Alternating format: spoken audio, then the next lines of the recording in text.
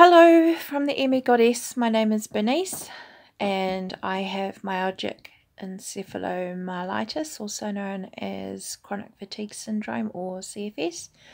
I personally kind of like the M.E version of that better. Welcome to my channel. If this is your first time that you've popped by, thanks for popping in. This channel basically follows my journey with CFS, the challenges, the little wins, all of that sort of thing. And I put everything under playlists, so you can sort of, if you're interested, pop onto the playlists.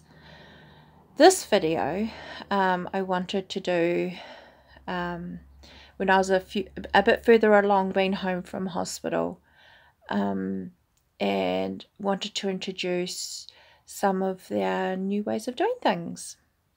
So part of that, let's see if I can get up. Where's my honey gone? I'm here. I'm here. He's here. Camera. Hang on, I'm just trying to sit up. Okay. Part of this new way of living involves more equipment. And one of the, let's see if I can do this. This is my throne. The throne. The throne. See? Throne. Yeah, throne. And it even comes Lift up seat. with a little bucket. Lid for wheeze.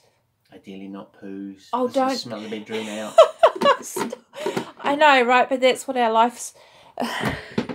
Yeah, he may jest, but that's actually kind of how life is going right now. But that one is only for when I go out. That's for my peace of mind. That Bernice can actually transfer to that from the bed. Great little wins. With next win. Next win. So, my next thing I want to share with you is my chariot. Oh, I have to turn it around. Can you see? It's the funky new chair. I can lift it without damaging myself. Woohoo! You're done. The difference being no motors. There's no motors. This wheelchair, probably about 10 kilos maximum. Old wheelchair, including batteries, 65 kilos. Almost as heavy as little old me. I think I was... This arm is completely and utterly stuffed from lifting that old wheelchair, and now it's starting to heal. Woohoo! So that's, yeah. And the other thing is, I have no control. It's all positive. We'll get to that.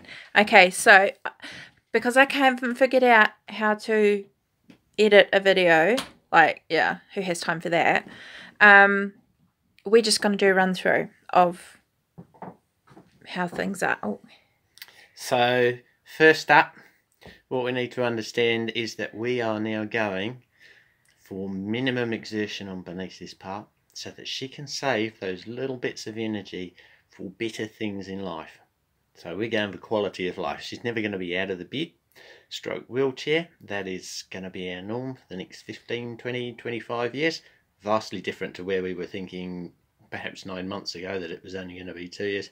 So we're a little bit happier on the one hand, and on the other, we've got a long road ahead. This is what I mean, it's been an awful lot to process. Before I went into hospital, we were, like Mark said, on a limited time frame because my organs were being destroyed by medication and by gee, what do you call it when you can't do the same thing? You know, when your body wastes. Deconditioning. That's it. That's the one. Okay, so this is how we have to do this now. Maybe Honey will film. So I have to go like this, and I'm partially stand up, which I can still kind of do. Turn without twisting. Oh God, can you hear my knees? Okay, so now I'm in the chair. So now I'm not even allowed to do these bits. It's like, yeah. But I am allowed to do the break. This is my big moment. Okay, you watching? I've done them already. Oh, you didn't? Yeah. Did you just put that back on? I just took it off because you didn't see. Watch my big moment. Oh no! That's it. I put them on so you don't go scooting across the room. On a good day, I do them both at once. Well, as you can see, I'm already becoming cyanotic as well as psychotic. Do you mean blue? Yes, it has a name now. So we're leaving the bedroom. So much better.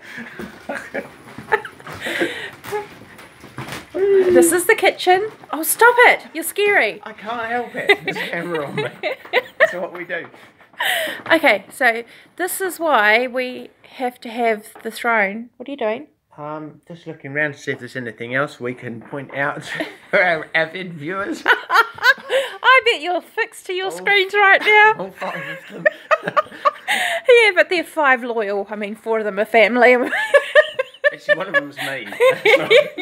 Okay, so we're going into the bathroom. Now, you've seen this piece of equipment already. This was we fought, not the bucket, the chair. We fought for 2.5 years to get a shower chair. Forward? Oh, hang on. Yeah, forward. Now, this is a gem. Oh, the wash bowl.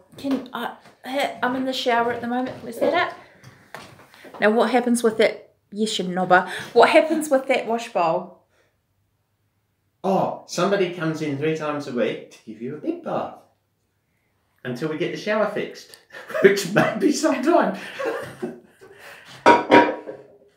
Yes. The shower does actually work. It's just that it's like so temperamental on the mixer that we wouldn't want the care assistants to run the risk of completely scalding my wife, whereas it's okay for me to run that risk with the children. Then I know what I'm doing, so it's okay. While we were in hospital, I was limited to not being even able to transfer from bed to wheelchair. They really needed to gauge my, God, what is that? My limit, my echelon, my limits, really. Yeah, where spoons get spent. And because of this one amazing doctor who was only in charge of that entire rehabilitation ward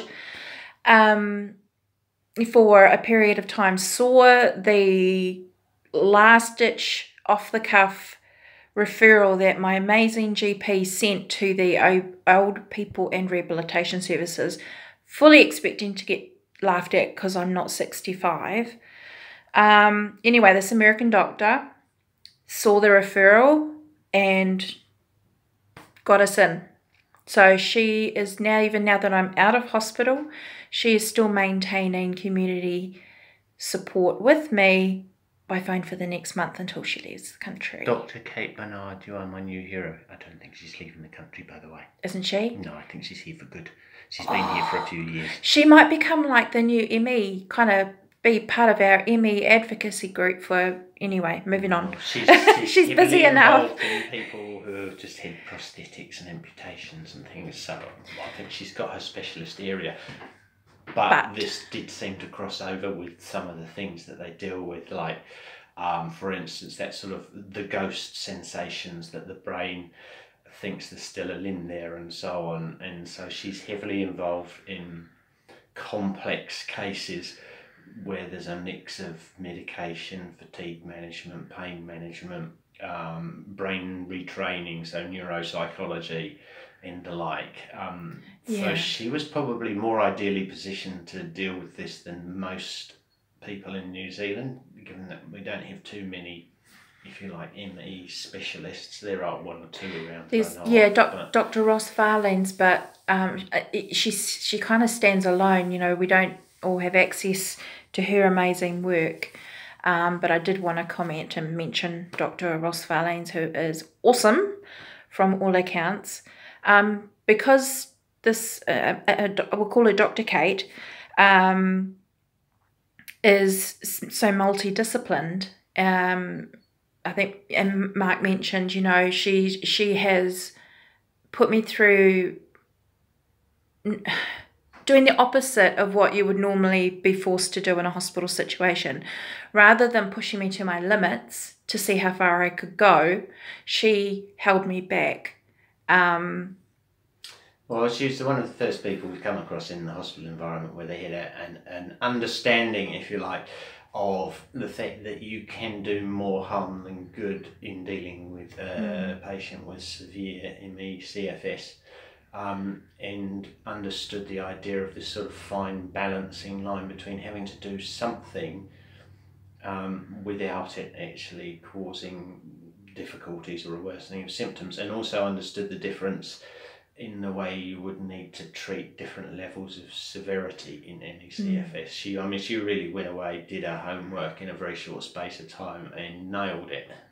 Quite frankly, she came back with so much stuff. So she hooked me up with an occupational therapist who reviewed my limitations, and Nikki, you've done an amazing job. I've now been handed over to the community occupational therapy people who I have yet to meet, but the aim is that they will come in and support me over a long period of time to be able to sit up long enough to do some art and paint and, sit at the dinner table. And the way we're going to achieve that is by minimising the nitty-gritty of the day, which means that no longer will Bernice be using the electric wheelchair unless she has to, and I'll be doing the pushing, which is actually fine because it's nice to have a little control over my life sometimes.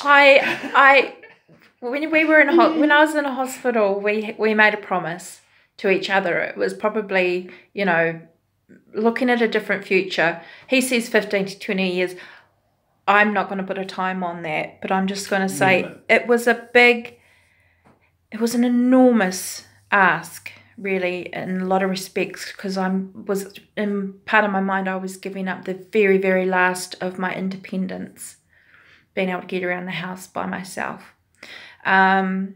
So while we're in the bathroom, I will show you what is probably one of the best pieces of equipment, because if you've got no energy and you've got minimal muscles and severe joint issues, blah, blah, blah, you need can you do it? Raised toilet seat. Excuse for the bad filming, I'm not used to doing this, but there we go. Yeah. And so I get wheeled right up to that.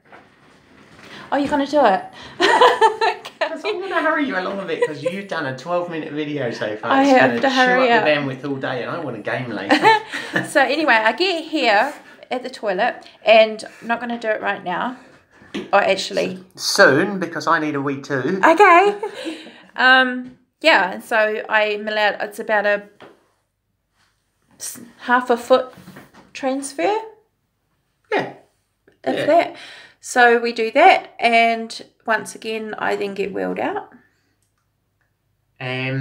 That's the first stage in our little rehabilitation journey. Hopefully in the next ones we're going to look at some of the other little micro things that we do that make changes, and then start looking at some of the good things that may happen as a result. Yeah, so just to finish off, the medication changeover is going well.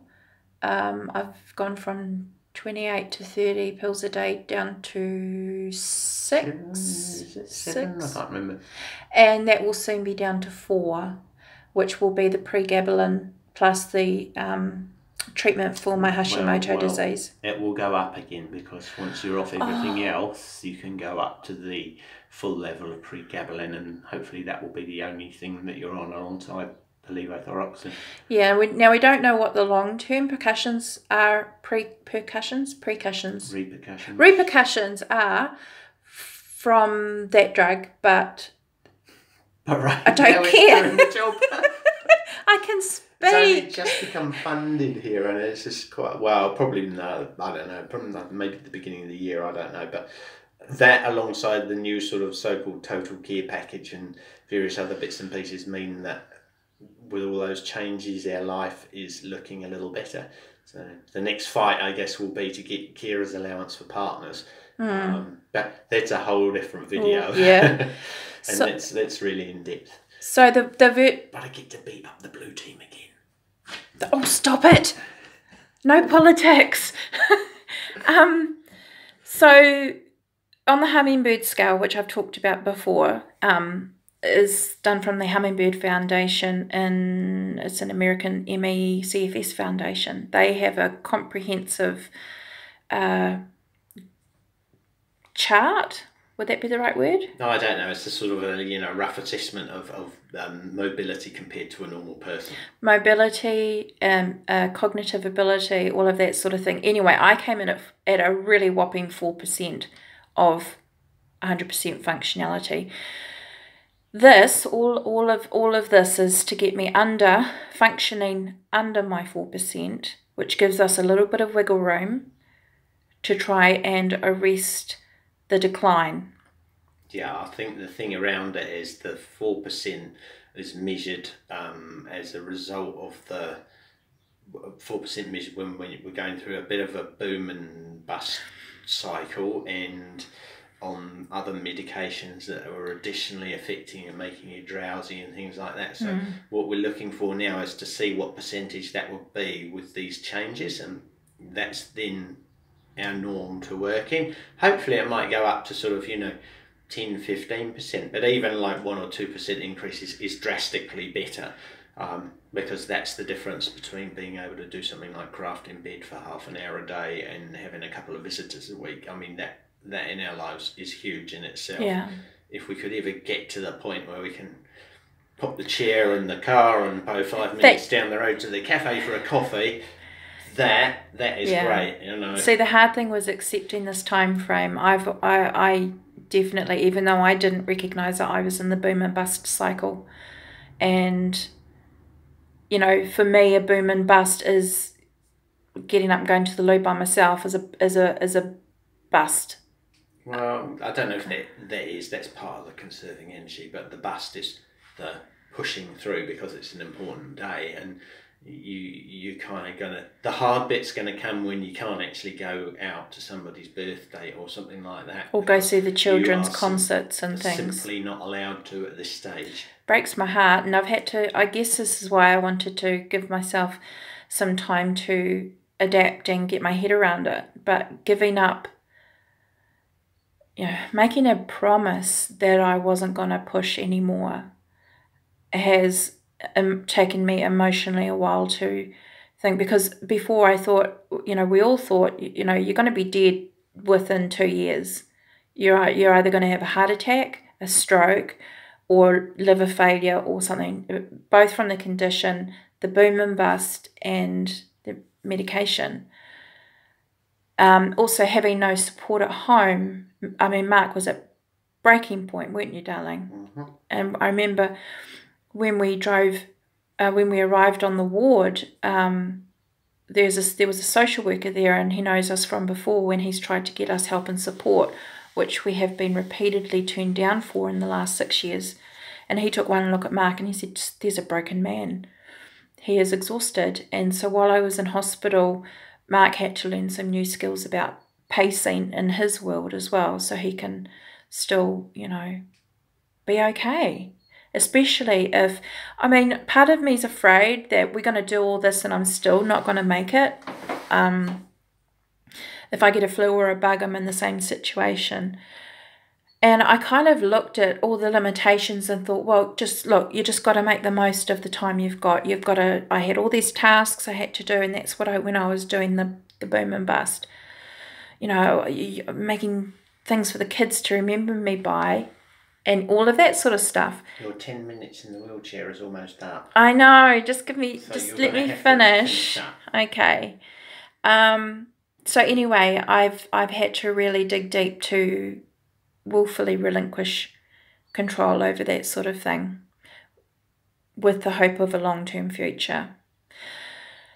So yeah, that's kind of the update that we wanted to do, to show you the things that have happened. Now, I know, there's so many of you out there that are saying, how the hell did she get all that stuff? Luck. luck. We've been... Really, either that or somebody up there is looking out for us. Because we have been trying to get support for 6 years, and I've been in bed for 3 years, and Honey's been my full-time carer, and we've been finding our way in the dark and just coming up against brick walls. But now I've had this experience. It is our hope that Dr. Kate was educating her New Zealand team, who were very much of the from the, you know, graded exercise, cognitive behaviour therapy, get some exercise, lose some weight, you'll be great. But she's actually re-educated them, and the doctors that I spoke to when I was there, the same doctors when I left, had a very different view of... Yeah, much credit to them for their open-mindedness. I was really impressed. So I'm going to sign off before he tells me off. And here's to holding grandchildren at some point in the future. Oh, Older kids, get your skates on. Yeah, I'd like to hold my grandbabies. Younger kids, yeah, we were looking forward to that too at this moment in time. It's going to be a hard road getting there. I mean, we're talking years. Like, he's saying it's a year before I can even go out for a coffee. And but it's still an improvement. You just have to be patient. Well, it's goodbye. Oh, hang on, look, just a minute. What? Oh, hey, there we are. I cleaned the camera. So now that we're done. Bye. Until next time. Bye.